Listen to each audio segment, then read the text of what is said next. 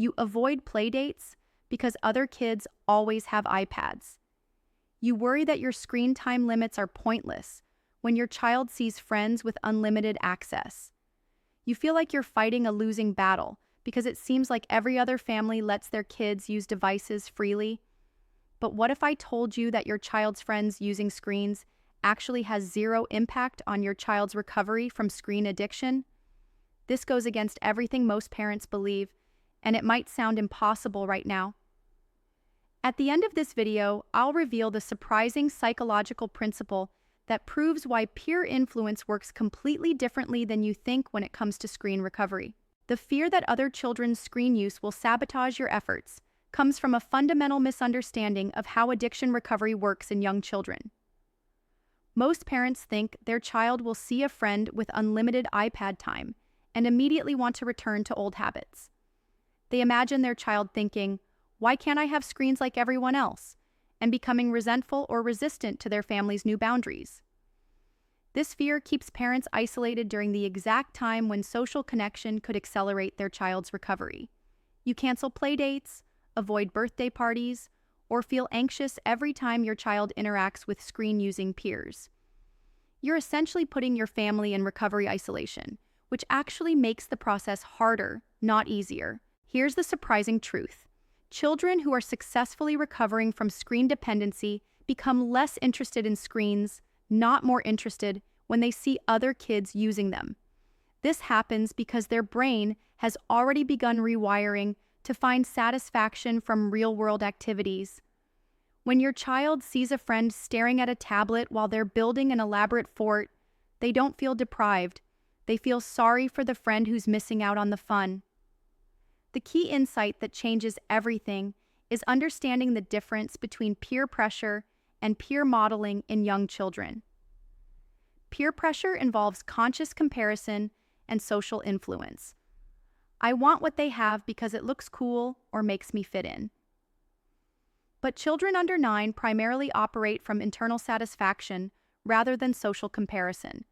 If your child is genuinely engaged in creative play, they're not thinking about what other kids have. They're absorbed in their own experience. Here's your actionable strategy.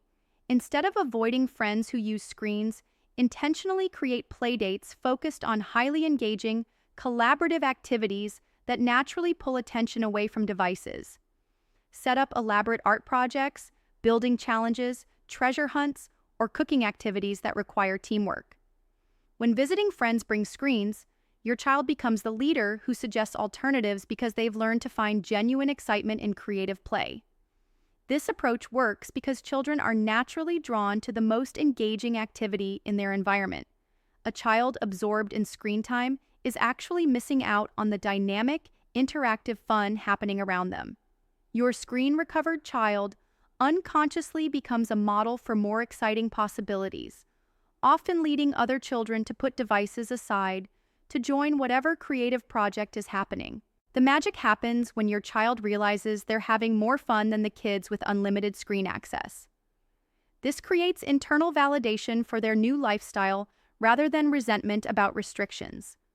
They begin to see screens as boring compared to the rich, interactive experiences they've learned to create and enjoy. There's an important distinction here. This only works if your child has genuinely recovered enough to find real satisfaction in non-screen activities. If you're still in the early phases of screen reduction and your child is struggling with alternatives, exposure to other kids' screen use can be challenging. But once they've crossed the threshold into genuine enjoyment of creative play, peer screen use actually reinforces their recovery. The timeline matters. During the first 2 weeks of screen reduction, it's wise to limit exposure to situations where other children have unlimited device access. But after your child has begun choosing non-screen activities independently, peer interactions become beneficial rather than threatening to their progress. Parents often worry about the social message they're sending by having different rules than other families. But children this young don't typically engage in complex social comparison about family rules. They're much more focused on immediate experience. Am I having fun right now? Rather than, why are our family rules different from theirs? When other parents ask about your screen limits or comment on your child's creative play, respond with confidence rather than defensiveness. We've found that limiting screens has really brought out their creativity, or they seem to enjoy hands-on activities more. Positions your choice as positive rather than restrictive. The most powerful validation comes when other parents start asking what you're doing differently, because your child seems so engaged and creative compared to kids who default to screens. Many families have discovered that their screen recovery journey actually influences friends to reconsider their own device policies. Your child's relationship with screens is determined by their internal satisfaction and your family's consistent boundaries, not by what they see other children doing.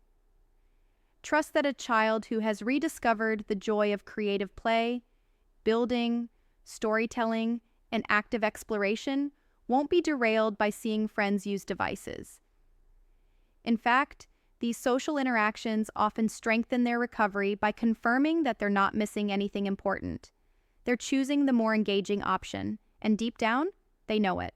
Comment below and let me know what you are currently struggling with relating to your kids' obsession with screens. Click the link or check my bio to discover an ebook that can give you all the skills that you need to stop your child's screen addiction.